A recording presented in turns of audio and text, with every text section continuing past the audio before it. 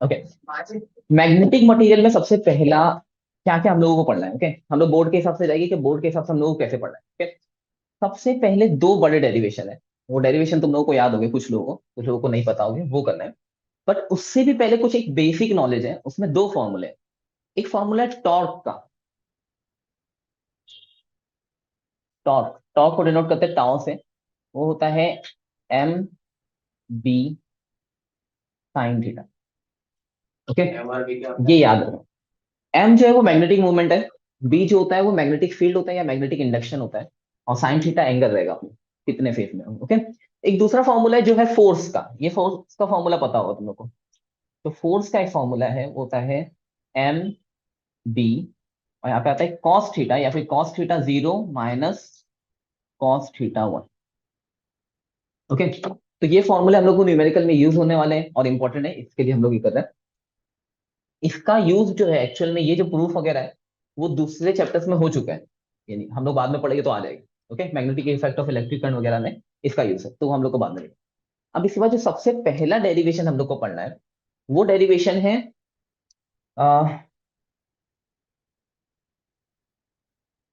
Magnetic movement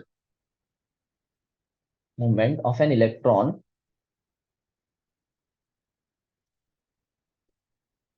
revolving around a nucleus. ये derivation, ये derivation से पहले समझते क्या हुआ। ओस्टर नाम का एक बंदा था। ओके, वो एक बार क्या कर रहा था, फर्स्ट टाइम खेलते बैठा था वो, यानी करंट से, वो करंट को यहाँ से वहां पास कर रहा था। ओके, यहाँ से करंट इधर पास कर रहा था, इधर से करंट इधर पास कर रहा था। तो उसने देखा कि वहां पे एक निडल पड़ी हुई थी। अब वो निडल भी ऐसी मूव हो रही थी। ओके, तो उसने बोला कि निडल क्यों मूव हो रही है, जबकि वो लोग अटैच नहीं है, करंट वो ऊपर करंट पास कर रहा है ओपन वायर में, तो निडल क्यों मूव हो रही है। तो उसने सोचा कि कोई फोर्स होगा जो वो निडल पे एक्ट कर रहा होगा। ओके, उसका नाम था ओस्टर्ट। उसने बताया कि जब भी करंट एक जगह से दूसरी जगह पास होता है, और करंट क्या होता है, फ्लो ऑफ चार्जेस, यानी कोई भी अगर चार्ज एक जगह से दूसरी जगह पास हो रहा है तो उसमें कुछ ना कुछ क्या होगी, मैग्नेटिक फील्ड होगी।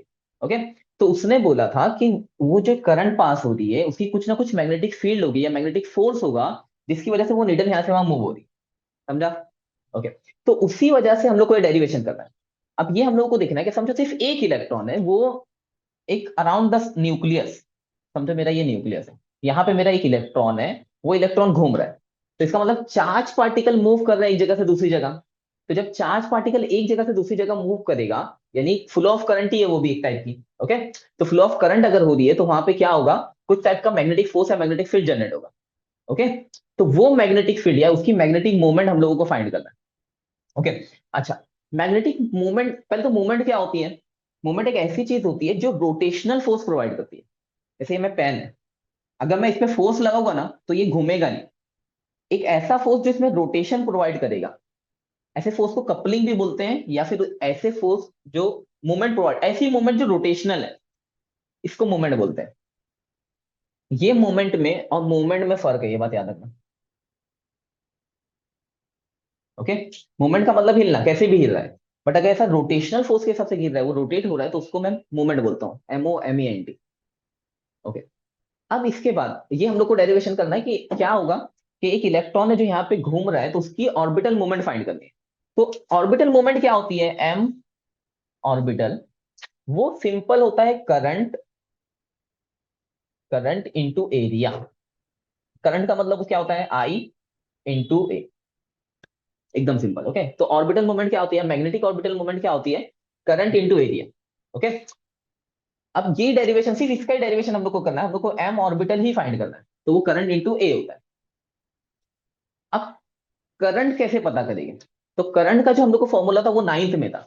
करंट का क्या फॉर्मूला होता है, करंट जो होती है वो होता है चार्ज अपॉन टाइम।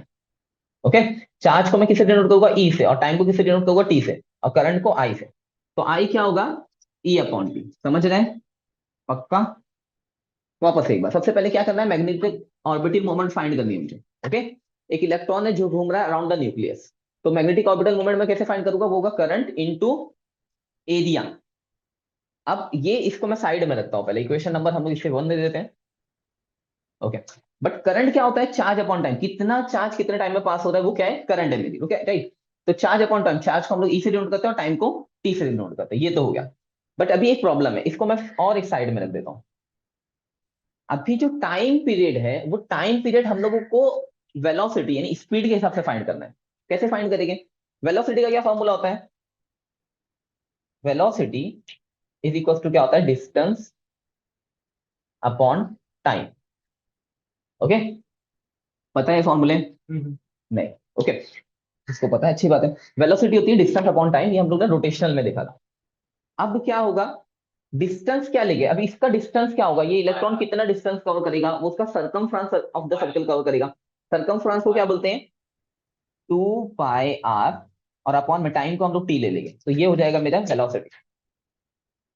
ओके, अब वेलोसिटी मिल गई, बट मुझे एक्चुअल में टाइम निकालना, तो मैं टाइम को इधर दे दूंगा और वेलोसिटी को मैं यहां पे कर दूंगा, तो ये रहेगा 2 पाई आर अपॉन में वी, तो मुझे इससे टाइम पीरियड मिल जाएगा। तो मुझे देखो, फॉर्मूला क्या था एक्चुअली एम ऑर्बिटल का? Current into area, right? Current क्या लिखा मैंने? Charge upon time. But time को निकालने के लिए मैंने वेलोसिटी का एक फॉर्मूला लगाया, जिससे मैंने क्या लिखा? Distance upon time. और उससे मुझे क्या मिला? 2 पाई आर अपॉन टी। इससे मुझे टाइम मिल गया। अभी ये फर्स्ट मैं क्या करूंगा? करंट में पेश करूंगा, ये मेरा करंट था। तो करंट क्या हो जाएगा? अब चेंज होके I is equal to E, upon में क्या था? टी था, तो टी की जगह पे मैं ये लिखूंगा 2 pi r, 2 pi r upon V. क्या होगा? वी ऊपर चले जाएगा, तो वो हो जाएगा E V upon 2 pi R. तो ये मुझे करंट का फॉर्मूला मिल गया। करंट मिल गया मुझे यहाँ पे। अब जैसे ही करंट मिला, मैं यहाँ पे एम ऑर्बिटल में पुट कर दूंगा, आई इंटू ए। अच्छा, सर्कल का एरिया क्या होता है? Pi square. ओके, तो मैं क्या करूंगा? ये एम ऑर्बिटल निकालना है, तो M orbital is equal to क्या होता है? I into A. तो वो जाएगा, आई कितना मिला मुझे, ये लिख दूंगा E V upon 2 pi R into area कितना होता है? Pi R square. ये पाई और ये पाई कैंसल, एक आर और ये एक आर कैंसल, तो आंसर क्या आ जाएगा? M orbital is equal to E V R upon. तो ये पहला प्रूफ है। ओके, और ये इंपॉर्टेंट है। अच्छा, इसमें एक और चीज है कि कभी कभी ये पूछता है कि, क्वेश्चन देखो, हाँ, बोर्ड में क्वेश्चन आ सकता है कि वो बोलता है कि बोहर का जो मैग्नेटॉन है, या फिर बोहर के जो लॉज है, सेकंड लॉ, उसका और ये जो ऑर्बिटल हम लोगों ने निकाला ना, मैग्नेटिक ऑर्बिटल मूवमेंट, उसका रिलेशनशिप बताओ। ये क्वेश्चन पूछेगा। या फिर क्वेश्चन पूछेगा कि एन एच अपॉन 2 पाई के फॉर्म में ऑर्बिटल मूवमेंट फाइंड करो। अब वो कैसे फाइंड करेंगे, वो आगे डेरिवेशन। ओके, तो इसको ही हम लोग कंटिन्यू करते हैं। देखो क्या हुआ, अभी मुझे क्या मिला? M orbital is equal to E V, R को थोड़ा दूर रखता हूं मैं, और अपॉन 2, राइट? अच्छा, एक चीज है जिसको बोलते हैं एंगुलर मोमेंटम। एंगुलर मोमेंटम का क्या फॉर्मूला होता है? एंगुलर मोमेंटम यहाँ साइड में लिखता हूं, होता है L is equal to M V R. ये होता है एंगुलर मोमेंटम। ओके, इसको ऐसा नहीं लिखता हूँ, कोई नहीं। इसको लिखता हूँ ई अलग, यहाँ पे वी आर लिख देता हूँ और अपॉन में 2 लिखता हूँ। ओके, अच्छा, एंगुलर मोमेंटम का क्या फॉर्मूला होता है? L M V R. देखो यहां तक हम लोग का हो गया, 2 मास के लिए क्वेश्चन पूछता है, ये डेरिवेशन हो गया। बट जो एक्स्ट्रा में डेरिवेशन है वो बता रहा हूं। ओके, तो उसके लिए हम लोगों को क्या करना है? एम ऑर्बिटल क्या होता है? ई वी आर अपॉन 2, ये इतना हम लोगों ने ब्रीफ किया। बट एंगुलर मोमेंटम का क्या फॉर्मूला है? एल का मतलब क्या? Angular momentum. Okay, angular momentum में एम वी आर आता है। देखो यहाँ पे वी आर है अपने पास, एम नहीं है, मास नहीं है, तो मास का क्या करेंगे, कैसे ऐड करूं मैं? तो मैं क्या करूंगा, यहाँ पे मास को ऐड कर दूंगा। अब अगर मैं मास को ऐड करूंगा, तो यहाँ पे डिवाइड भी मुझे मास से करना पड़ेगा, कि कट होके वैसे भी 1 हो जाता है। तो यहाँ पे ये एम वी आर बन गया। अभी एम वी आर क्या होता है मेरा? एल। तो यहाँ पे क्या हो जाएगा? ये हो जाएगा E L upon 2 M, 2 M. Okay, देखो क्या हुआ। पहले मैंने क्या किया, यहाँ पे ई वी आर था, अपॉन में 2 था। एम वी आर मुझे चाहिए था, तो मैंने एम से मल्टीप्लाई और डिवाइड कर दिया, तो ये एम वी आर बन गया। उसकी जगह मैंने एल लिख दिया, और नीचे वाला 2 एम या M2 ऐसे के वैसे। ओके, समझ रहा है? अच्छा, उल्टा नहीं, अच्छा आगे पीछे क्यों लिखा? हाँ, वो इसलिए लिखा ना कि ये जो ई, देखो ये एल को अगर मैं छोड़ दूं, ये एल को छोड़ के जो चीज बच रही है, क्या बच रहा है? ई अपॉन 2 एम, ये जो बची हुई चीज है। और ये एल साइड में लिखता हूं, तो ये जो ई अपॉन 2 एम होता है ना, इसको बोलते हैं जाइरो मैग्नेटिक रेशियो।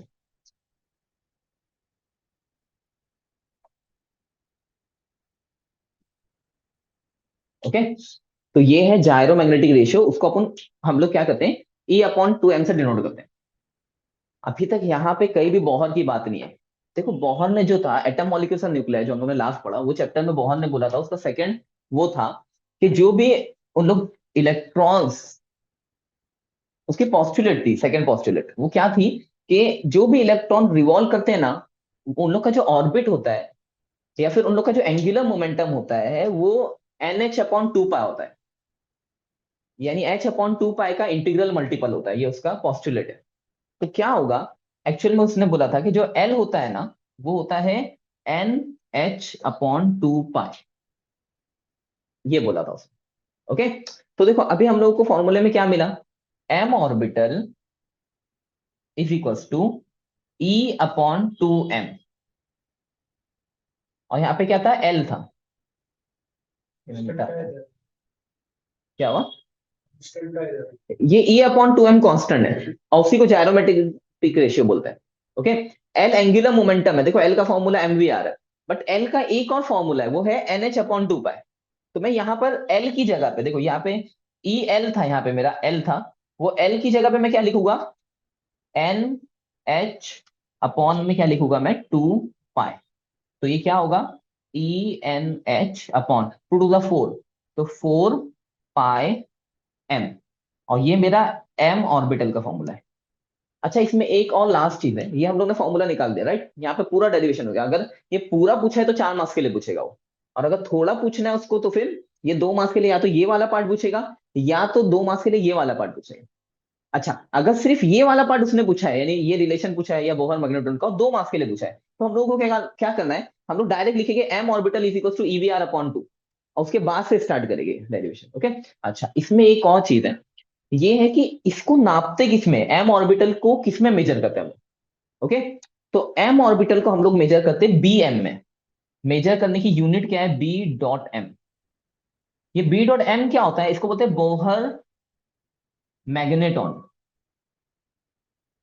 ये हम लोग केमिस्ट्री में भी पढ़ चुके हैं। केमिस्ट्री में ट्रांजिशन इन ट्रांजिशन एलिमेंट में आया था ये बोहर मैग्नेटॉन। किसी का भी म्यू अफेक्टिव निकालते थे, एक ही न्यूमेरिकल थी, एक ही टाइप की वो था ना formula, mu effective is equal to under root में n × n+1। याद आ रहा है फॉर्मूला, हाँ, तो ये फॉर्मूले के हिसाब से हम लोग निकालते थे। तो उसमें भी जो मिलता था वो बोहर मैग्नेटॉन में मिलता था। Okay, 1 Bm is equal to 9.274 into 10⁻⁻24 ना, 24। अब इसके बाद एक और छोटा सा डेरिवेशन है, कि इतना बड़ा डेरिवेशन नहीं है बट वो समझना है। अभी क्या होता है, एक्चुअल में 3 टाइप के मैग्नेट होते हैं। क्या हुआ, हाँ, बी वाला। ओके, 3 टाइप के मैग्नेट होते हैं, एक होता है डाया मैग्नेटिक मटेरियल, एक होता है पैरामैग्नेटिक, और एक होता है ferromagnetic material. Okay, diamagnetic material ऐसा मटेरियल होता है जो एक्चुअल में कि जो रिपेल करता है मैग्नेट को। कोई भी मेटल ले लो, ऐसा कुछ कुछ ऐसे मेटल, सिलिकॉन, जर्मेनियम वगैरह, कुछ ऐसे मेटल्स हैं जो मैग्नेट को रिपेल करते हैं, यानी मैग्नेट उसके पास होते तो वो दूर भागे, उसको बोलेंगे डायमैग्नेट। उसके बाद पैरामैग्नेटिक मटेरियल, ऐसे मटेरियल जो थोड़े से अट्रैक्ट होते हैं, यानी मैग्नेट रखा तो थोड़ा उसमें अट्रैक्ट होगा। ओके, और उसके बाद आता है फेरोमैग्नेटिक। फेरोमैग्नेटिक मटेरियल ऐसा होता है जो बहुत ज्यादा अट्रैक्ट होता है और बाद में वो मैग्नेट खुद परमानेंट मैग्नेट बन सकता है। ओके, ये तीनों टाइप के मैग्नेट मटेरियल है। अब कैसे हम लोग उन लोग को मैग्नेट बना सकते हैं, तुम लोग ने इलेक्ट्रोमैग्नेट के बारे में सुना होगा राइट, क्या होता है इलेक्ट्रोमैग्नेट। मेटल को इलेक्ट्रिसिटी प्रोवाइड करता है, तो उसके अंदर मैग्नेटिक फील्ड जनरेट होती है। हाँ, फिर तभी खींचता डंपिंग यार्ड पे पता है, डंपिंग यार्ड में वो कार को उठाते हैं, लोखंड को उठाते हैं और छोड़ते हैं, कैसे छोड़ते हैं। जब इलेक्ट्रिसिटी छोड़ देती है, मतलब लोड बंद कर देती है, हाँ, इलेक्ट्रिसिटी बंद होती है तो वो क्या होता है, छोड़ देता है। वो सॉफ्ट आयरन है, समझ लो, एक सॉफ्ट आयरन और एक हार्ड आयरन है। हार्ड आयरन क्या होता है कि अगर एक बार उसको परमानेंट मैग्नेट बना दिया तो वो छोड़ता नहीं इलेक्ट्रिसिटी, समझ रहे हो। यानी फेरोमैग्नेटिक मटेरियल 2 टाइप के होते हैं, एक होते हैं सॉफ्ट वाले और एक होते हैं हार्ड वाले। सॉफ्ट वाले क्या होते हैं कि उसमें इलेक्ट्रिसिटी पास करो, उसकी वजह से क्या हो जाएगी, वो मैग्नेट बन जाएंगे। फिर इलेक्ट्रिसिटी हटा दो तो वो क्या हो जाएगी, नॉन मैग्नेट हो जाएगी। वो उसकी जो एबिलिटी थी मैग्नेट की वो छोड़ देंगे। ओके, ये सॉफ्ट वाले हैं। बट जो हार्ड वाले वो परमानेंट मैग्नेट बन जाते हैं, यानी अब वो तुमने उसमें इलेक्ट्रिसिटी पास की ना, वो खुद मैग्नेटाइज हो गया, यानी वो मैग्नेट बन गया। अब तुमने उसको निकाल के यहाँ पे रख दिया ना, तो अब वो मैग्नेट के जैसे काम करेगा। तुम लोग ने वो इयरिंग्स देखे होगे नकली मैग्नेट के जैसे, मेटल रहते हो बट लगता है कि इयरिंग्स है, चिपक जाते हो, यानी वो उसमें मैग्नेटिक फील्ड उसकी खत्म नहीं होती। अब उसको मैग्नेट की जरूरत नहीं है, अब वो खुद मैग्नेट बन गया। तो ये होता है फेरोमैग्नेटिक मटेरियल, राइट। फेरोमैग्नेटिक में भी दो टाइप है, एक कहते हैं सॉफ्ट वाले और हार्ड वाले। सॉफ्ट वाले जो मैग्नेटिक मटेरियल, यानी एक बार तुमने उसको मैग्नेटाइज किया, उसको मैग्नेट बनाया, बाद में वो डीमैग्नेटाइज हो जाते हैं अगर तुमने करंट पास करना बंद कर दिया तो। ओके। और जो हार्ड वाले हैं वो परमानेंट मैग्नेट हो जाते हैं, यानी एक बार तुमने उसको मैग्नेटाइज किया तो वो मैग्नेट ही रहेगा। ओके। अब इसके बाद मैग्नेटाइज कैसे करेंगे मैग्नेट को? तो मैग्नेटाइज करने के लिए दो मेथड है। मेन चीज तो ये है ना कि कोई भी मेटल है उसको एक बड़ी मैग्नेटिक फील्ड के अंदर रख दो तो वो मैग्नेट बन जाता है, अगर वो फेरोमैग्नेटिक है तो। ओके। बड़ी मैग्नेटिक फील्ड हम लोग कहाँ से लाएंगे? दो ऐसे बड़े बड़े मैग्नेट लाया मैंने, तो उसकी मैग्नेटिक फील्ड बहुत हाई होगी। और उसके बीच में अगर मैं एक मेटल को रखूं जो फेरोमैग्नेटिक मटेरियल है, ओके, तो वो क्या होगा, धीरे धीरे खुद मैग्नेट बन जाएगा। समझ में आया इतना? अब एक दूसरा मेथड है, इतने बड़े बड़े मैग्नेट कौन लाते बैठेगा बार बार। तो दूसरा मेथड ये है कि हम लोग को अभी पता चला कि जो इलेक्ट्रिसिटी होती है उसकी खुद की कुछ ना कुछ मैग्नेटिक फील्ड होती है। तो अगर मैं उसको मैग्नेटिक फील्ड में रखूंगा तो क्या होगा, वो मैग्नेट बन जाएगा। समझा? यानी अगर मैं इलेक्ट्रिसिटी पास करूं तो उसकी वजह से भी मैं क्या कर सकता हूं, एक फेरोमैग्नेटिक मटेरियल को मैं मैग्नेट बना सकता हूं। समझा? और ये प्रोसेस यानी, अब वो डिपेंड करता है कौन से टाइप का। सॉफ्ट वाला सॉफ्ट आयरन जो होता है वो तुम्हारा परमानेंट नहीं बनेगा, वो गायब हो जाएगा। बट अगर हार्ड आयरन है तो वो परमानेंट बन जाएगा, सिंपल। ओके। तो क्या होता है, इसी प्रोसेस को बोलते हैं मैग्नेटाइजेशन। यानी मैं नॉर्मल रॉड को या लोखंड को, मेटल को मैग्नेट बना दूं। समझ में? कैसे? इलेक्ट्रिसिटी का यूज करके या उसको मैग्नेटिक फील्ड के अंदर रख के। तो इस प्रोसेस को मैग्नेटाइजेशन बोलते हैं। समझा मैग्नेटाइजेशन क्या होता है? मैग्नेटाइजेशन क्या होता है कि तुम क्या करते हो, उस मेटल में, वो जो भी मेटल है उसको हाई मैग्नेटिक फील्ड में रखते हो कि उसके अंदर खुद खुद की मैग्नेटिक फील्ड जनरेट हो जाए। ओके। तो ये है मैग्नेटाइजेशन। अब मैग्नेटाइजेशन की डेफिनेशन तुम लोग को लिखनी है, उसका एक फॉर्मूला है मैग्नेटाइजेशन का। मैग्नेटाइजेशन का एक फॉर्मूला है जिसको होते हैं मैग्नेटाइजेशन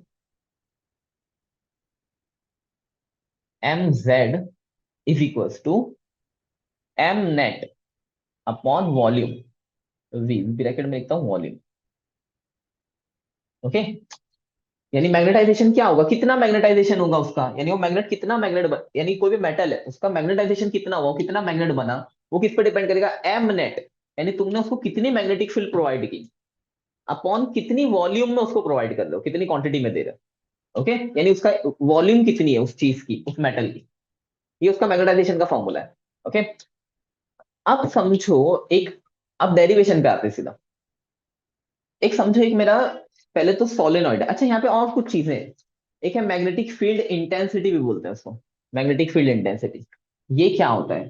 फिर ससेप्टिबिलिटी, परमेबिलिटी, ये क्या होता है ये समझते हैं। पहले ये समझ भी लेते हैं और डेरिवेशन भी करते हैं साथ में। ओके। अब देखो, समझो मुझे क्या करना था कि ये समझो मैंने ये मार्क कर लिया, ये मेरा एक लोखंड का मेटल है, आयरन की रॉड है। ओके। मुझे इसको मैग्नेट बनाना है। कैसे मैग्नेट बनाऊंगा मैं? तो मैंने क्या किया, एक सोलेनॉइड लिया। अब सोलेनॉइड क्या होता है? सोलेनॉइड का मतलब एक एक कॉपर का वायर ले लो, वो वायर को ऐसा रिंग टाइप इसमें लपेट दो, बन गया सोलेनॉइड, वो सोलेनॉइड हो गया। समझो ये इसको निकाल दूं तो अभी जो वायर बचा हुआ है ना ऐसा रिंग टाइप, उसको मैं सोलेनॉइड बोलूंगा। समझा सोलेनॉइड क्या हुआ? क्योंकि जब मैं करंट पास करूंगा तो वो सोलेनॉइड में, यानी वो वायर में क्या होगा, मैग्नेटिक फील्ड जनरेट होने वाली है। और जितने ज्यादा टर्न्स रहेगी उतनी ज्यादा मैग्नेटिक फील्ड जनरेट होते जा रही है। समझ में आ रहा है? और उसके अंदर अपना क्या रखा हुआ है, ये रखा हुआ है। समझ रहे हो? ये मटेरियल रखा हुआ है, मेटल निकाला नहीं, अलग से अलग भी बता रहा हूं। ओके। तो दोनों की वजह से क्या होगा, ये इस पे लगा हुआ है, तो उसमें क्या होगा, करंट में पास करूंगा तो क्या होगा, ये इस पे मैग्नेटिक फील्ड अफेक्ट करेगी। समझ में आ रहा है? इसका मैग्नेटाइजेशन होगा। समझा? अच्छा। मैग्नेटाइजेशन भी फास्ट हो सकता है, स्लो हो सकता है। समझे? वो किस पे डिपेंड करेगा, वो उस कॉपर के वायर पे डिपेंड करेगा कि मैं उस पर करंट कितनी पास कर रहा हूं। वो मैग्नेटिक फील्ड इंटेंसिटी पे डिपेंड करेगा। समझ में आ रहा है? यानी जितनी ज्यादा मैं करंट पास करूंगा ये उतनी जल्दी मैग्नेटाइज होगा, जितनी कम करंट पास करूंगा उतने कम। अच्छा, दो चीजें, एक तो इसमें लूप कितने, अगर लूप ज्यादा हुए तो वो भी जल्दी मैग्नेटाइज होगा, लूप कम हुए तो भी, तो स्लो मैग्नेटाइज होगा, सिंपल। ओके। तो क्या होता है, मैग्नेटिक फील्ड इंटेंसिटी क्या होती है? क्या हुआ? कम है और ज्यादा ये करंट ज्यादा है, डिपेंड करता है, वो कुछ भी हो सकता है, थोड़ा स्पीड कम हो, देखते हैं, उस पर डिपेंड करता है। अभी देखो, तो जो ये मैग्नेटिक फील्ड इंटेंसिटी होती है ना, मैग्नेटिक फील्ड फील्ड इंटेंसिटी, पहले एक एक के बारे में बता देता हूँ कि क्या है ये सब। वो होता है एन आई। मैग्नेटिक फील्ड इंटेंसिटी को हम लोग एच से डिनोट करते हैं, तो एच क्या होता है, वो एन आई होता है। अब ये एच क्या है, एन आई क्या, एच क्या है, मैग्नेटिक फील्ड इंटेंसिटी। और एन क्या है, नंबर ऑफ टर्न्स, ये जो कॉइल है तुम्हारा उसमें कितने टर्न्स है वो। और आई का मतलब क्या है, करंट, कितना करंट पास कर रहा है, समझा, तो उस पर एच डिपेंड करता है। अब ये ससेप्टिबिलिटी क्या होता है और परमेबिलिटी क्या होता है। अब क्या हुआ, मैंने इसको रखा किसके अंदर, मैग्नेट के अंदर, राइट, यानी इसमें से करंट पास कर रहा हूं, राइट। बट समझो ये फेरोमैग्नेटिक नहीं है, ये डायामैग्नेटिक है।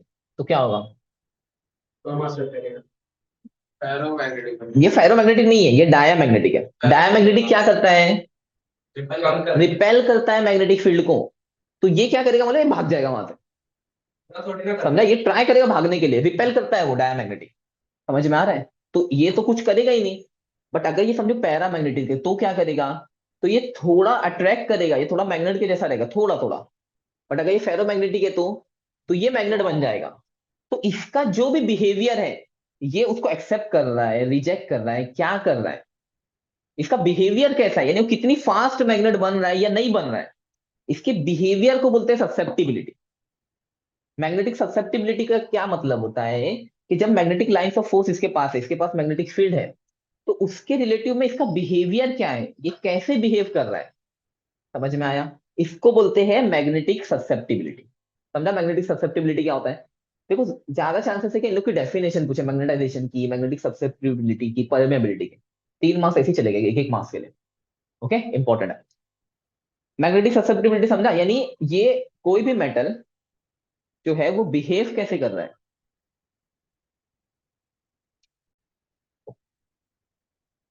ओके, तो ससेप्टिबिलिटी का मतलब क्या है, कि तुम्हारा मेटल जो है वो कैसे बिहेव करता है इन साइड द मैग्नेटिक फील्ड। अगर वो मैग्नेटिक फील्ड के अंदर है तो कैसे बिहेव करता है, उसका बिहेवियर जो होता है वो होता है मैग्नेटिक ससेप्टिबिलिटी। ओके, अब मैग्नेटिक ससेप्टिबिलिटी के बाद होता है परमियाबिलिटी।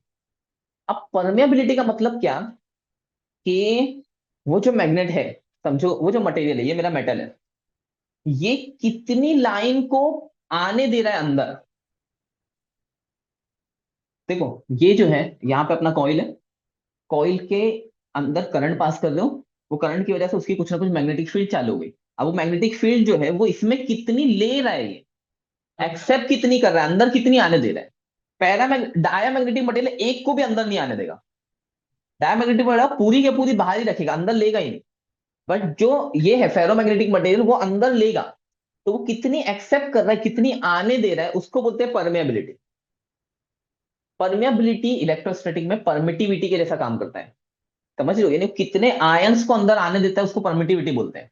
तो इसमें क्या होगा, परमेबिलिटी, यानी वो कितनी मैग्नेटिक लाइंस ऑफ फोर्सेस को अंदर आने दे रहा है, अंदर लेने दे रहा है, इसको बोलेंगे परमेबिलिटी। समझ गया सब।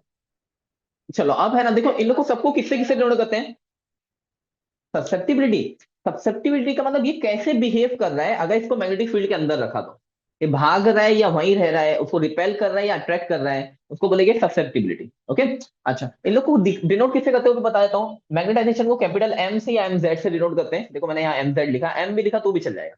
मैग्नेटिक फील्ड इंटेंसिटी को एच से डिनोट करेंगे, ससेप्टिबिलिटी को जाय से डिनोट करते हैं, और बचा परमियाबिलिटी को म्यू से डिनोट करते हैं। ओके, परमियाबिलिटी 3 टाइप की होती है, एक है म्यू जीरो, एक है म्यू आर, और एक है म्यू। ये होता है एब्सोल्यूट परमिएबिलिटी, एब्सोल्यूट परमिएबिलिटी। ये है रिलेटिव परमिएबिलिटी, और ये है परमिएबिलिटी। ओके, चलो अब डेरिवेशन पे आते हैं हम लोग वापस से अपने। अब क्या हुआ, तो मैंने क्या किया, वापस से आते हैं एकदम। मैंने अपना ये मेटल लिया, मेटल की रॉड ली, इस पे मैंने कॉइल बांधा, उसको बोलते हैं सोलेनॉइड, क्या बोलते हैं, सोलेनॉइड। और उस पे मैंने करंट पास करना चालू किया।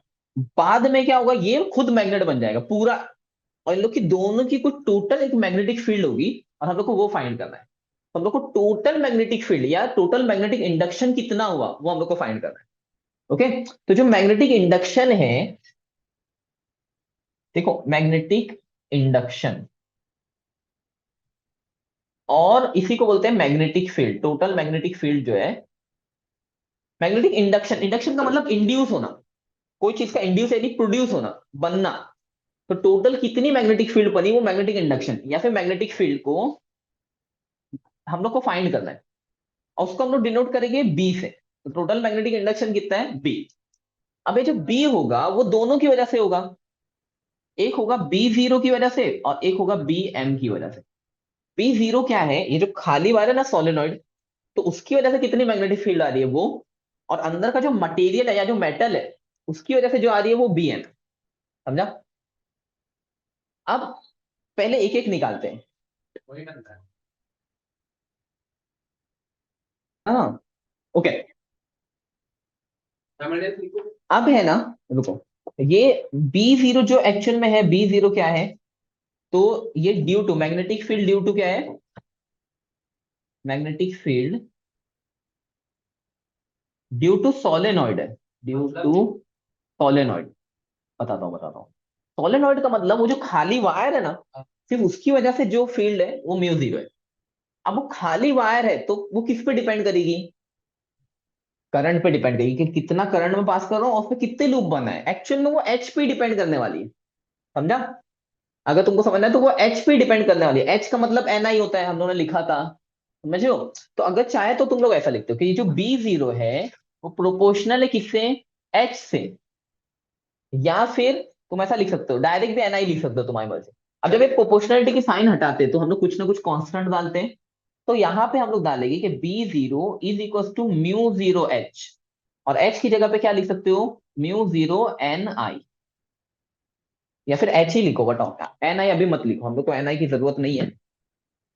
तो हम लोगों को बी जीरो क्या मिल जाएगा, म्यू जीरो एच मिल जाएगा, पहला मिल गया। अब बात करते हैं किसकी, मटेरियल की, बी एम की।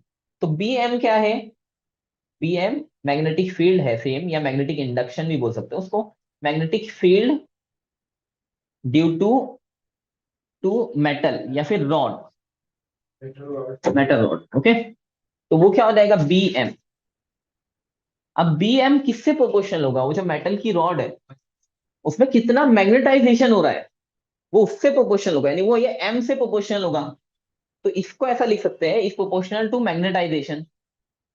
तो वो क्या हो जाएगा, B M is equal to mu zero M. ये ऐसा हम लोग bm को लिख सकते हैं। अब क्या करूंगा मैं, तो ये अब डायरेक्ट हम लोग b में दोनों की वैल्यू डालेंगे। तो b क्या था मेरा, वो इज इक्वल टू था B zero plus B M. तो बी जीरो कितना था, म्यू जीरो एच, प्लस ये था म्यू जीरो एम, क्यों कॉमन मैग्नेटाइजेशन। दोनों में से म्यू जीरो को कॉमन ले लिया, तो ये क्या हो जाएगा, एच प्लस एम। ये क्या हो गया, बी। समझा? तो ये इतना एक डेरिवेशन हो गया थोड़ा सा, बट अभी इसमें छोटी छोटी चीजें अलग है। अभी जो ये जो मैग्नेटाइजेशन है ना, एम, एम जो होता है यहाँ साइड में मैं लिख देता हूं। तो एम को हम लोग क्या बोल सकते हैं, उसको बोलते हैं जाई एच, ओके। ये फॉर्मूला याद रखना इंपॉर्टेंट है। एक मैंने एमसीक्यू देखा था, उसमें क्या किया था, उसने जाई की वैल्यू निकालने बोली थी और एम और एच की वैल्यू दी थी। तो जाई की वैल्यू कैसे निकाल सकते हो, अगर जाई को तुमने यहीं पे रखा, एक मिनट, ये जाई को यहीं पे रखा हम लोग ने, हाँ, तो equal to M upon H भी हो सकता है।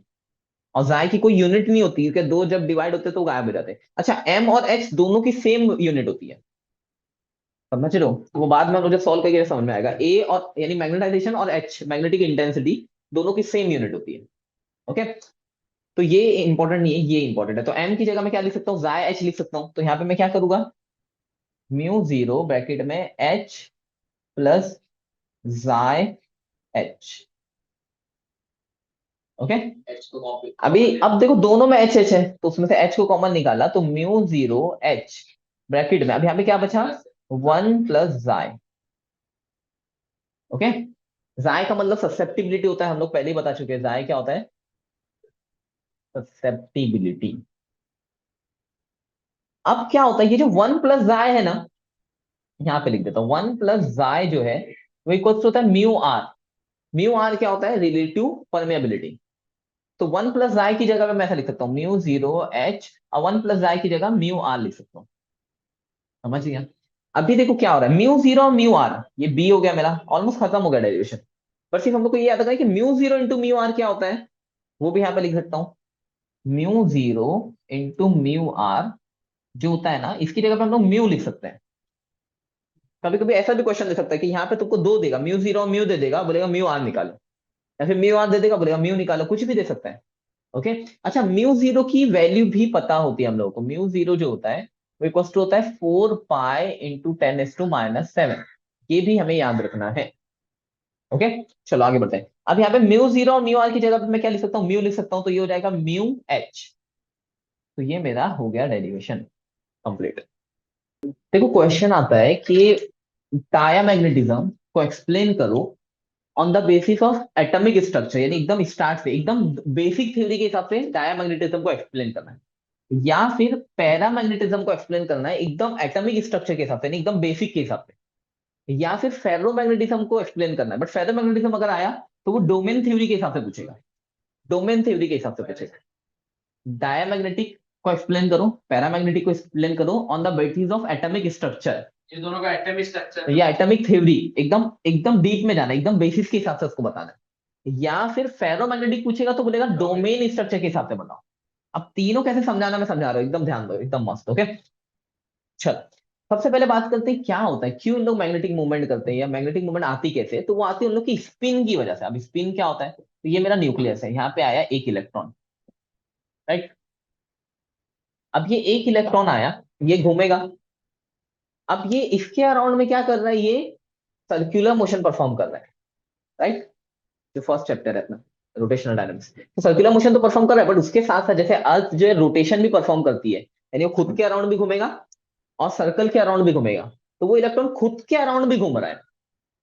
अब वो जब खुद के अराउंड ऐसा मूवमेंट कर रहा है और न्यूक्लियस के अराउंड भी मूवमेंट कर रहा है, तो जो खुद के अराउंड मूवमेंट कर रहा है ना, ऐसा स्पिन कर रहा है वो, इसको स्पिन बोलते हैं, यानी एक ही जगह पे रह के जो घूम रहा है वो रोटेट हो रहा है जो।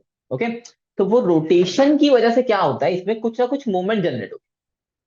मूवमेंट यानी कुछ थोड़ा फोर्स जनरेट होगा जो उसको उधर साइड धकेलेगा। अगर समझो क्लॉकवाइज घूम रहा है, क्लॉकवाइज घूम रहा है, तो ये फोर्स उसको उधर साइड धकेलेगा। समझ में आ रहा है, इसकी वजह से इसमें कुछ ना कुछ क्या जनरेट होगी, मूवमेंट जनरेट होगी। अब ये एक की मूवमेंट टेंशन नहीं है, राइट, बट इसमें कई करोड़ों में है, थाउजेंड्स ऑफ करोड़ मॉलिक्यूल्स हैं। समझ में आ रहा है, तो वो सबकी कुछ ना कुछ मूवमेंट होगी।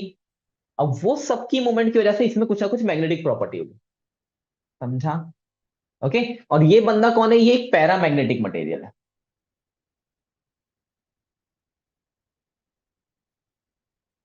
चलो और अच्छे से समझते हैं। अभी समझो एक और इलेक्ट्रॉन यहां पे आ गया। ओके। तो ये बंदा जो घूम रहा था, ये क्लॉकवाइज घूम रहा था। ओके। और ये कैसा घूम रहा है, ये समझो एंटी क्लॉकवाइज घूम रहा है। ऐसा जरूरी नहीं है, ऐसा जरूरी नहीं है। ये दोनों जो है लास्ट के शेल में, यानी इन लोग को फ्री इलेक्ट्रॉन बोलते हैं। अब फ्री इलेक्ट्रॉन ये भी क्लॉकवाइज घूम रहा है, हो सकता है ये भी क्लॉकवाइज घूमे, बट समझो ऐसा कि ये क्लॉकवाइज घूम रहा है और ये एंटी क्लॉकवाइज घूम रहा है, तो क्या होगा, नहीं नहीं टकराएगी नहीं, उन लोग का गैप फिक्स रहता है। बट अब ये जो राइट साइड में फोर्स लगा रहा था, ये उसका उल्टा लेफ्ट साइड में फोर्स लगाएगा, उसकी वजह से क्या होगी, दोनों क्या हो जाएगी, बैलेंस हो जाएगी। यानी वो फोर्स एक दूसरे को वो नहीं करेगा, कैंसल हो जाएगा। ओके। समझ में आ रहा है, नहीं समझ में आ रहा है।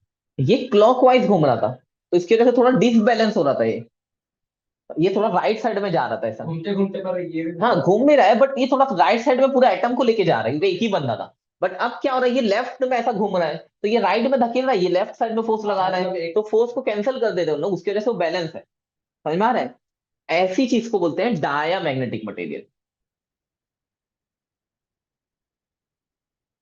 डाया मैग्नेटिक में जो मैग्नेटिक फोर्स दोनों का होता है, दोनों की मैग्नेटिक मूवमेंट जो होती है वो बैलेंस हो जाती है, एक दूसरे को कैंसिल कर देती है, उस वजह से उन लोग ऐसा मैग्नेट काम ही नहीं करते। समझ में आ रहा है। अच्छा, अगर समझो यहां पे मैं एक मैग्नेट रख दूं बड़ा सा, ये मैग्नेट है मेरा, समझो ये ऐसा मैग्नेट है। ओके। तो क्या होगा, अब ये जो ये पहले इसकी जो मूवमेंट थी वो एक डायरेक्शन में जा रही थी, और मैग्नेट रखा तो वो उसे अट्रैक्ट करने लग जाएगा। समझ रहे हो। डिसबैलेंस हो गया हाँ।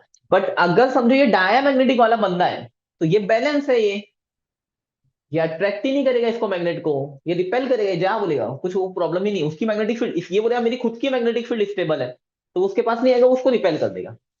समझा। डायमैग्नेटिक। ओके, अभी समझो मगर एक लोचा हो गया कि यहाँ पे ये भी इलेक्ट्रॉन क्लॉकवाइज घूम रहा है और ये भी क्लॉकवाइज घूम रहा है, तो क्या होगा? एक ही बाजू में सब जाएगा। तो ज्यादा, हाँ, तो क्या होगा, ज्यादा इन लोग की मूवमेंट रहेगी, दोनों ज्यादा एक साइड में जाएंगे। ओके, अब एक तीसरा बंदा आया। अब एक ऑप्शन ये है कि ये एंटी क्लॉकवाइज घूम जाए, तो एंटी क्लॉकवाइज घूमेगा तो दो को, एक को बैलेंस कर देगा ये, बट एक अलग घूमेगा फिर। बट एक ऑप्शन ये भी है कि वो भी क्लॉकवाइज घूमे। समझ रहे हो? अब हम लोग बता नहीं सकते कि क्या घूमेगा वो। समझ में आ रहा है? एक क्वेश्चन आता है बोर्ड में कि अगर समझो इवन नंबर है तो वो डायमैग्नेटिक मटेरियल ही होना चाहिए। इवन नंबर यानी 2 4 6 8 इलेक्ट्रॉन अगर लास्ट यानी फ्री इलेक्ट्रॉन है, तो उसको डायमैग्नेटिक मटेरियल ही होना चाहिए। बोलो राइट है रॉन्ग है?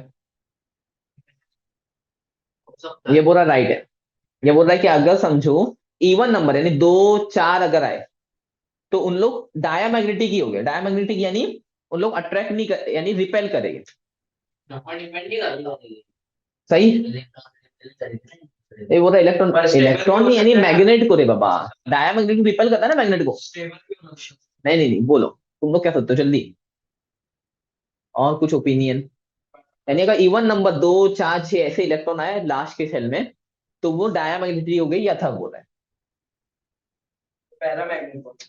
ये बोला पैरामैग्नेटिक हो। तुम दोनों की बारी, तुम लोग को क्या लगता है?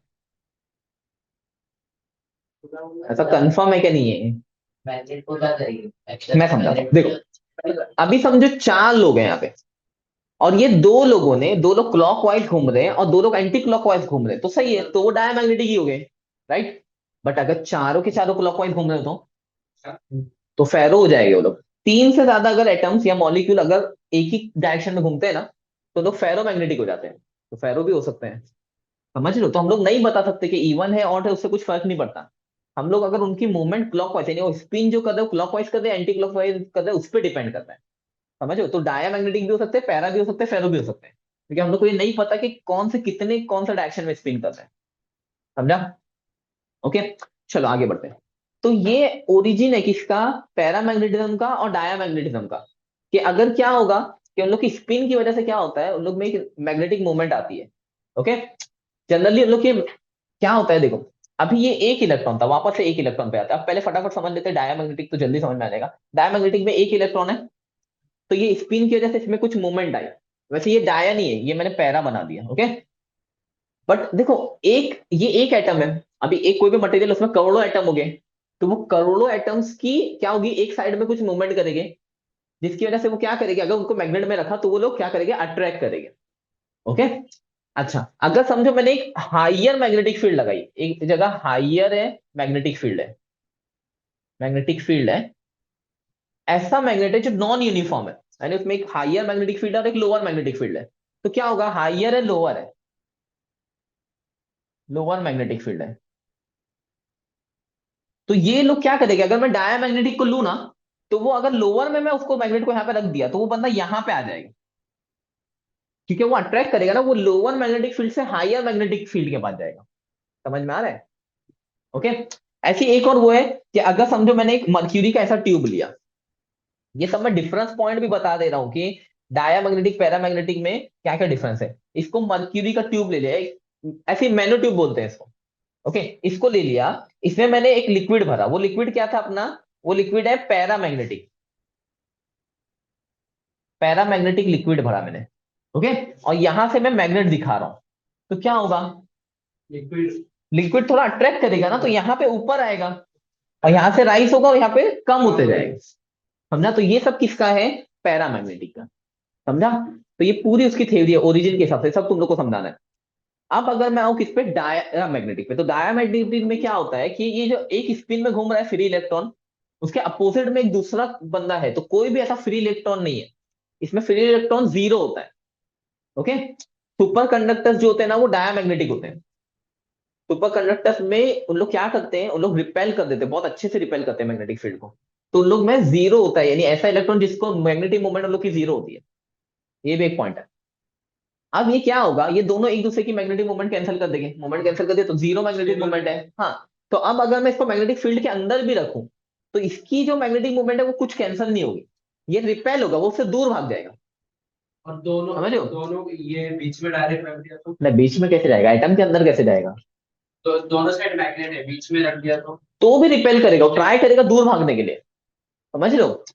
अब क्या करूंगा, अगर मैं यहाँ पे डाया मैग्नेटिक रखूं तो लिक्विड ऐसा भागेगा, यानी इधर साइड जाएगा, इसकी हाइट बढ़ जाएगी इधर की, और इधर से कम हो जाएगा लेवल। समझ में आ रहा है? तो दोनों साइड रखो।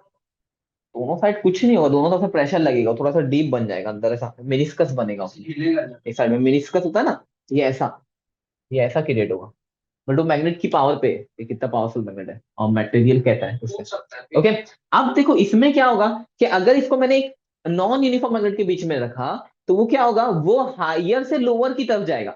देखो ये वाला बंदा लोअर से हायर पे जाता, कौन, पैरामैग्नेटिक। बट डायामैग्नेटिक को अगर रखूंगा तो वो उल्टा जाएगा, क्योंकि उसको higher to lower magnetic field में आएगा, क्योंकि उसको भागना है इससे दूर। समझ गया? तो ये पूरा किसका है, डायामैग्नेटिक। ओके।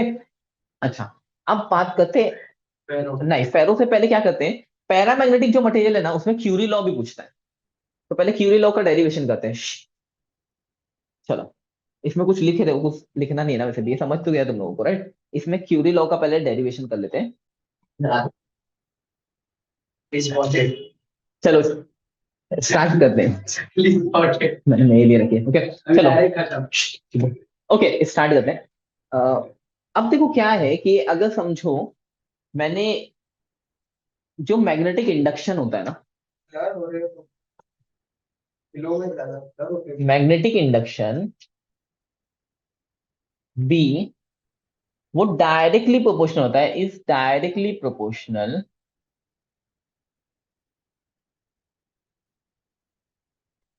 किससे डायरेक्टली प्रोपोर्शनल होता है?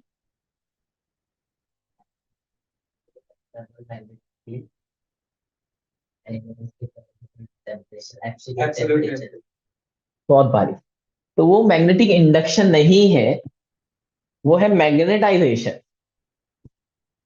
ना भारी मत याद रखो, लोचे हो जाएंगे। तो magnetisation M is directly proportional to magnetic induction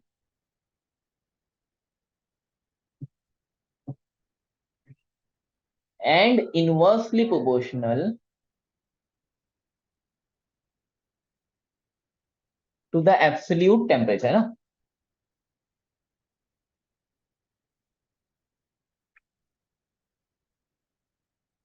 ये ऐसा लॉ है, तुम लोग बुक में से अच्छे से लिख लेना। बट ये क्यूरी लॉ है, इसी को क्यूरी लॉ बोलते हैं। क्यूरी लॉ, फायर क्यूरी एक नाम का साइंटिस्ट था, उसने ये लॉ बताया। इसका मतलब क्या बताया थे, तो क्या होगा, मैग्नेटाइजेशन का मतलब M जो होगा वो डायरेक्टली प्रोपोर्शनल होगा किससे, मैग्नेटिक फील्ड यानी B से, और मैग्नेटिक इंडक्शन यानी B, और M जो होगा वो इनवर्सली प्रोपोर्शनल होगा किससे, T से। इनवर्सली यानी 1/, डायरेक्टली प्रोपोर्शनल होगा B से, और इनवर्सली प्रोपोर्शनल होगा T से। ये कौन, क्या बोला? B यानी मैग्नेटिक इंडक्शन। ओके। अब क्या होगा देखो, M इज प्रोपोर्शनल टू, अगर मैं दोनों को एक साथ लिखूं तो ऐसा लिख दूंगा B/T।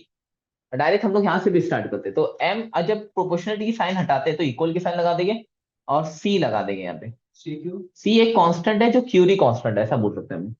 ओके, ये इतना हो गया डेरिवेशन।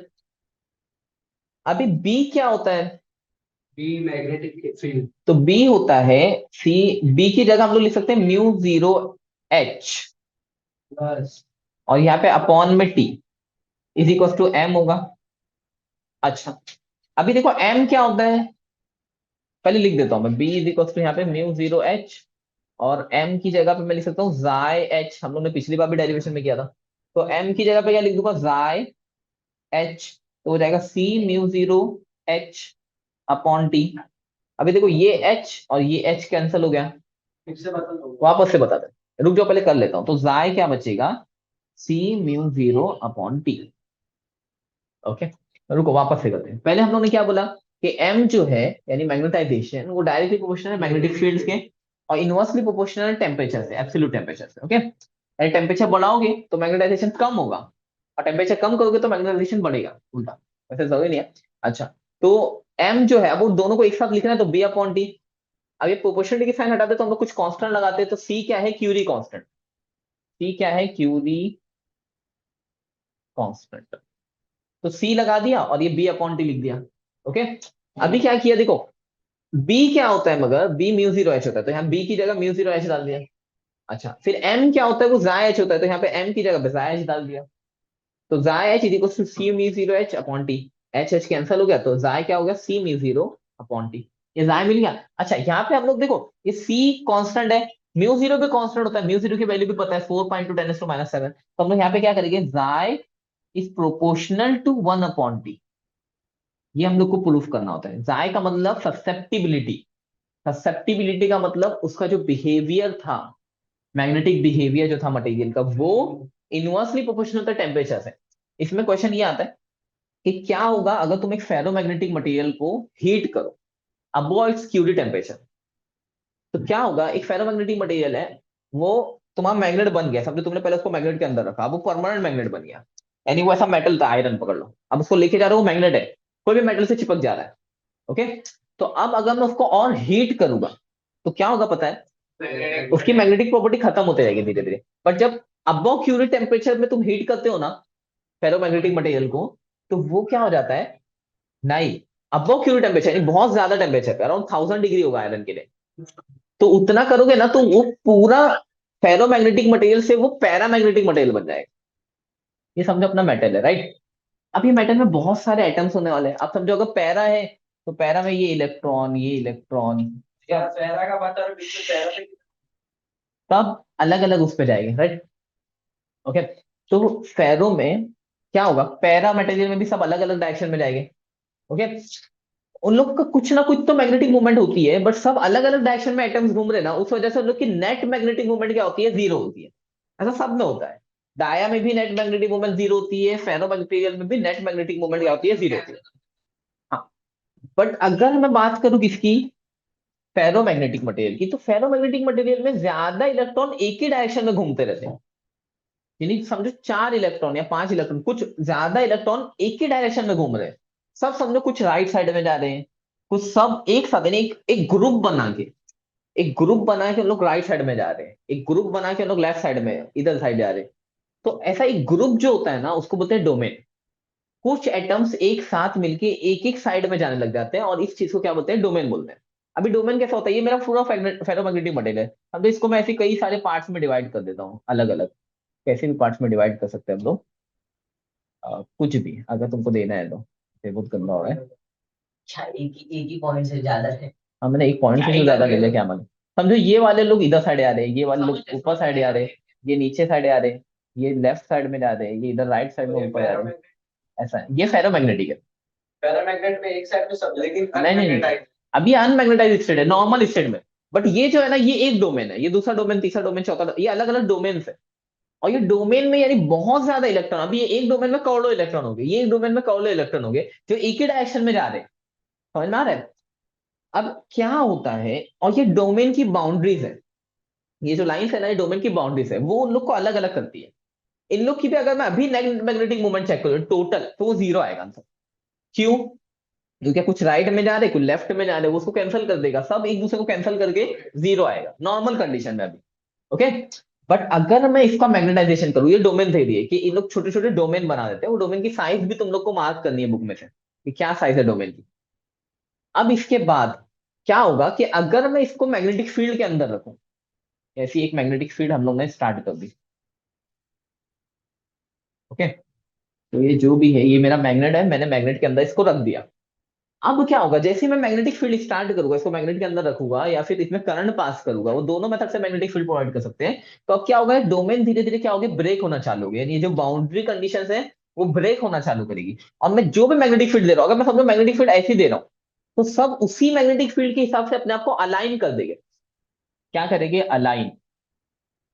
अलाइन करना यानी वैसे ही खड़े हो जाना, जैसे समझो मैं ऐसा खड़ा हूँ, एक बंदा ऐसा खड़ा था, एक बंदा ऐसा, सब अलग अलग खड़े थे। अब सब एक ही लाइन में अलाइन हो जाएगी, एक ही लाइन में खड़े हो जाएगी, एक डायरेक्शन में, जिस डायरेक्शन में उनको मैग्नेटिक फील्ड अप्लाई कर दिया, राइट। तो अब क्या होगा कि पूरा जो ये रहेगा, पूरा पूरे एटम्स जो होंगे वो सब एक ही डायरेक्शन में आ जाएंगे सब। तो उसकी एक मैग्नेट, ये ऐसा मैग्नेट के अंदर होता है जिसकी सबकी एक ही डायरेक्शन में मैग्नेटिक फील्ड होती है। समझा, तो इसको बोलते हैं डोमेन थ्योरी। एक छोटे छोटे डोमेन्स होते हैं जिसमें उन लोग की खुद की कुछ ना कुछ मैग्नेटिक मूवमेंट होती है, नेट मैग्नेटिक मूवमेंट जीरो होती है, उन लोग की कुछ बाउंड्रीज होती है जिसको डोमेन बोलते हैं।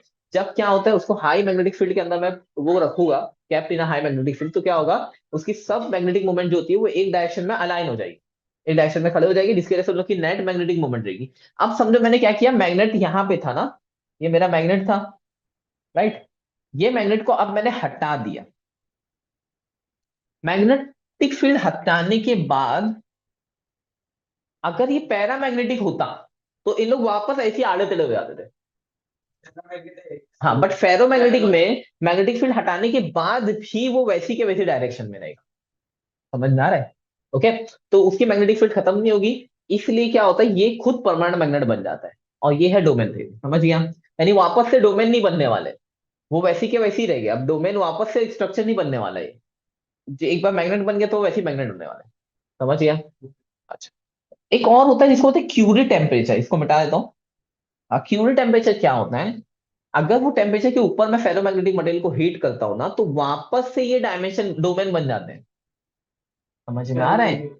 वो टेम्परेचर, देखो मैंने मैग्नेटिक फील्ड हटा दिया तो भी वो डोमेन नहीं बन रहे थे, डोमेन टूट चुके थे, ब्रेक हो चुके थे। ओके, बट अगर मैं उसको अबव क्यूरी टेम्परेचर हीट करूंगा तो ये इसके वापस से जो डोमेन है ना, वो वापस से बन जाएंगे फेरोमैग्नेटिक मटेरियल में। समझा? रिवर्स हो जाएगा वो।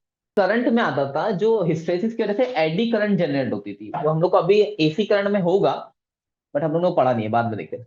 तो हिस्टैरिसीस लूप एक्चुअली उसमें आता था, वो लॉस बताता था कि मैग्नेटिक फील्ड का या मैग्नेटाइजेशन का कितना लॉस हो रहा है।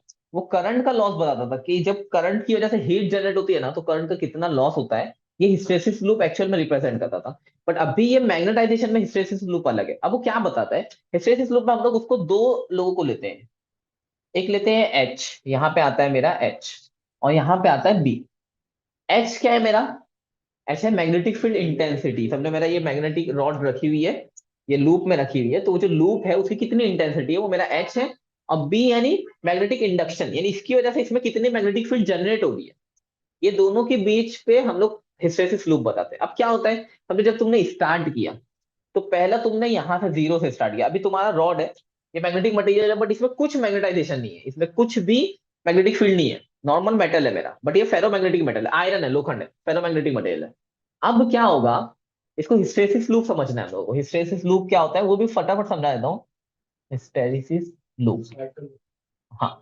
तो अब क्या होगा, देखो इसको मैंने अब सोलेनोइड के अंदर रखा, अभी भी कुछ नहीं, अभी भी कोई भी मैग्नेटिक फील्ड नहीं है, वो जीरो है, मैग्नेटिक फील्ड सब जीरो है। अब मैंने करंट स्टार्ट की, अब जैसे मैं करंट स्टार्ट करूंगा तो एच बढ़ना स्टार्ट होगा, और जब एच बढ़ना स्टार्ट होगा तो ये मैग्नेट बनना चालू हो जाएगा, फेरोमैग्नेटिक, ये परमानेंट मैग्नेट बनना चालू होगा, तो बी भी बढ़ना स्टार्ट होगा, क्योंकि उसको मैग्नेटिक इंडक्शन होगा उसमें कुछ ना कुछ। तो अब क्या होगा, पहले ये स्टार्ट हुआ, ये ऐसा जाएगा, ओके, ये बढ़ना स्टार्ट हो गया, अब ये मैक्सिमम पे पहुंच गया, ये पॉइंट ए है, यहाँ पे मैक्सिमम है, ये इसको बोलते हैं सैचुरेशन। यहाँ पे मैक्सिमम मुझे वो एकदम मैग्नेट बन गया, समझा? जितनी मैंने पूरी टोटल करंट पास की उसकी वजह से ये पूरा क्या बन गया, मैग्नेट बन गया। अब मैं और करंट बढ़ाऊंगा, यानी एच बढ़ाऊंगा, तो भी ये आगे नहीं बढ़ने वाला है, उतना वो लिमिट है, ये मैक्सिमम इतना बड़ा इतना पावरफुल मैग्नेट बन सकता है, वो बन गया, उसको सैचुरेशन पॉइंट बोलते हैं। अब उल्टा करते हैं, अब उसको क्या करते हैं, वो करंट को उल्टे डायरेक्शन में घुमाते हैं, या तो उल्टे डायरेक्शन में घुमाओ जिससे वो मैग्नेट बन जाए, या तो फिर हीट करो उसको, तो डीमैग्नेटाइजेशन होगा। अभी यहाँ पे हम लोग हीट नहीं कर सकते, हम लोग को मैग्नेट के हिसाब से बताना है, तो हम लोग क्या करेंगे, उस पर रिवर्स करंट फ्लो करना चालू करेंगे। तो रिवर्स करंट से क्या होगा, ये जो मैग्नेट बना था ना वो डीमैग्नेटाइज होना चालू होगा, डीमैग्नेट होना चालू होगा। अब कैसा होगा वो देखो, तो पहले वो यहाँ पे आएगा, ये यहाँ पे था, अब वो रिटर्न आएगा, ये रिटर्न आ रहा है। अब उसने यहाँ पे कुछ कट किया, ये क्या कट किया देखो, ये वाई एक्सिस अपना यहाँ पे बी है, बी को कट किया। अब जब बी को कट किया वो टाइम पे एक्स कितना है, ये कितना है, ये जीरो है, यानी एच कितना है, जीरो। बी की कुछ भी वैल्यू है, ये बी की वैल्यू है। जब हम लोग ऐसा एक्सिस बनाते हैं तो यहाँ पे 1 2 3, समझो यहाँ पे 3 लिख दिया मैंने, ये 3 लिखा, ये पॉइंट पे देखो बी वाई की वैल्यू कितनी है, 3 है, बट एक्स की वैल्यू क्या है, 0। तो ऐसा पॉइंट जहां पे एक्स की वैल्यू यानी एच की वैल्यू 0 होती है, एच इक्वल टू 0 होता है, और बी की कुछ ना कुछ वैल्यू होती है, समथिंग रहता है, कुछ ना कुछ तो रहता है, तो उसको बोलते हैं, क्या बोलते हैं, रिटेंटिविटी या कोर्सिविटी, रिसेंटिविटी। नहीं इसको रिटेंटिविटी बोलते हैं। यानी मैंने जो करंट था, देखो ये एच करंट दे रहा था अपने को, वो करंट को बंद कर दिया, करंट को 0 कर दिया मैंने, अब मैं कुछ भी करंट पास नहीं कर रहा हूं, तो वो टाइम पे अब इसमें मैग्नेटिक फील्ड कितनी है, कितना मैग्नेटिक फील्ड है या कितना मैग्नेटिक इंडक्शन अभी बचा है। पहले मैंने पूरा फुल करंट दिया तो फुल मैग्नेटाइज हो गया।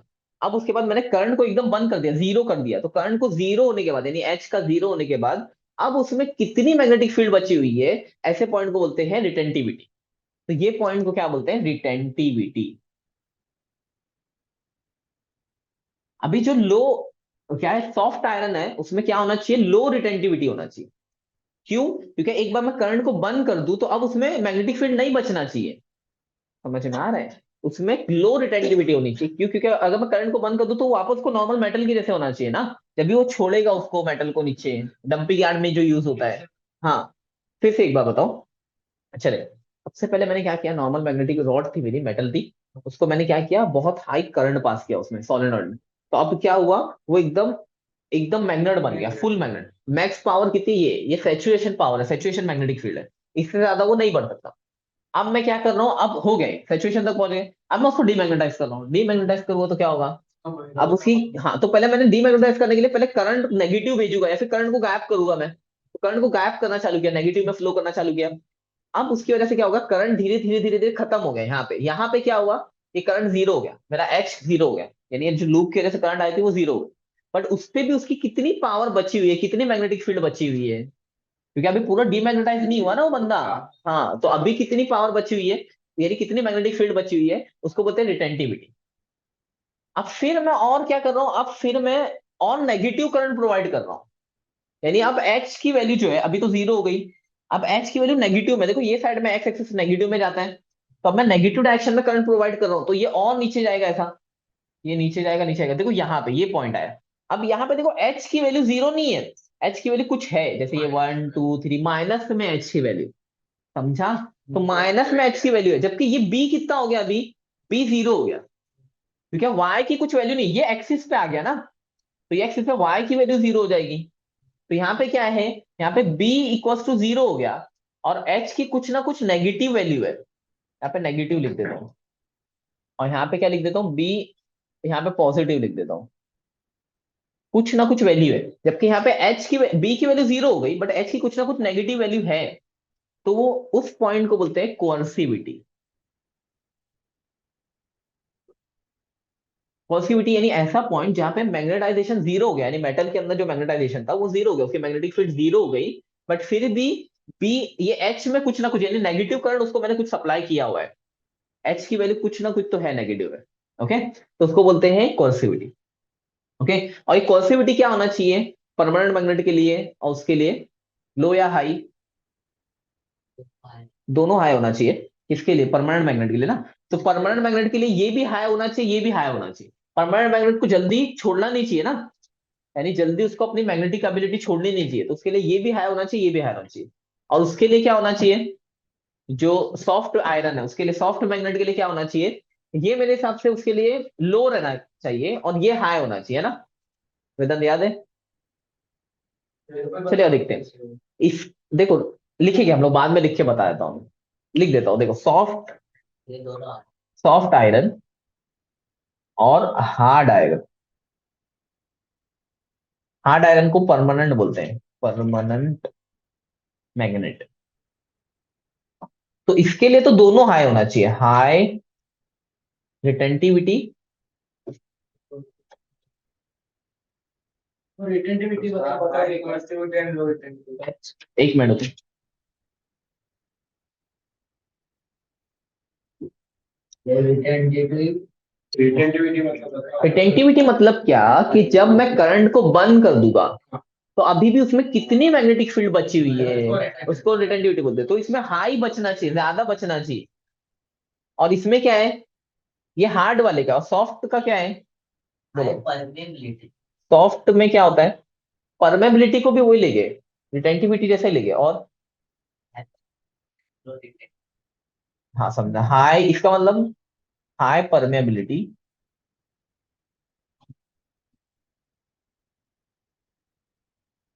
Low retentivity. परमेबिलिटी को अपन कोर्सिविटी में भी यूज कर सकते हैं,